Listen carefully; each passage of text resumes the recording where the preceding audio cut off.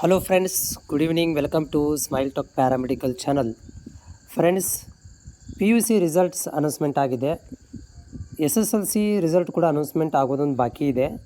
ಈ ಮಧ್ಯದಲ್ಲಿ ಯಾರೆಲ್ಲ ಅಭ್ಯರ್ಥಿಗಳು ಪ್ಯಾರಾಮೆಡಿಕಲ್ ಕೋರ್ಸ್ಗಳನ್ನು ಮಾಡಬೇಕು ಅಂತ ನೀವು ವೇಟ್ ಮಾಡ್ತಾಯಿದ್ರೆ ಮತ್ತು ಆನ್ಲೈನ್ ಅಪ್ಲಿಕೇಶನ್ ಯಾವಾಗ ಬರುತ್ತೆ ಅಂತ ನೀವು ಕೇಳ್ತಾ ಇದ್ದರೆ, ಸೊ ನಿಮ್ಮಗಳಿಗೆ ಮಾಹಿತಿಯನ್ನು ನಮ್ಮ ಚಾನಲ್ ನಿಮಗೆ ಮುಂದಿನ ದಿನಗಳಲ್ಲಿ ಕೊಡಲಾಗುತ್ತೆ.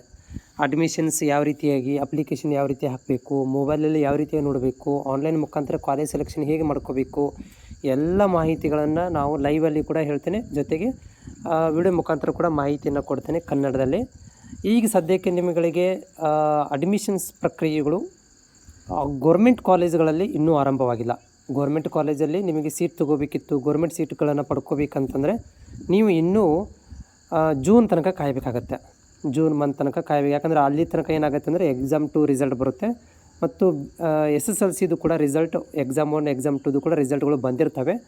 ಅವಾಗ ಏನು ಮಾಡ್ತಾರೆ ಅಂತಂದರೆ ಪ್ಯಾರಾಮೆಡಿಕಲ್ ಬೋರ್ಡ್ನವರು ಈ ಒಂದು ಆನ್ಲೈನ್ ಅಪ್ಲಿಕೇಶನ್ಗಳನ್ನು ರಿಲೀಸ್ ಮಾಡ್ತಾರೆ. ಅದು ಜೂನ್ ಜುಲೈ ಮಂತಲ್ಲಿ ನಿಮಗೆ ನೋಟಿಫಿಕೇಷನ್ ಬರುತ್ತೆ.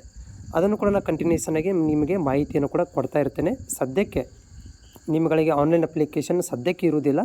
ಯಾಕಂದರೆ ಜೂನ್ ತನಕ ನೀವು ಕಾಯಬೇಕಾಗುತ್ತೆ. ಜೂನ್ ನಂತರ ಏನಾಗುತ್ತೆ ಅಂದರೆ ಆನ್ಲೈನ್ ಅಪ್ಲಿಕೇಶನ್ ಸ್ಟಾರ್ಟ್ ಆಗುತ್ತೆ. ಅದನ್ನು ಕೂಡ ನಿಮ್ಮ ಮಾಹಿತಿಯನ್ನು ಕೊಡ್ತೇನೆ.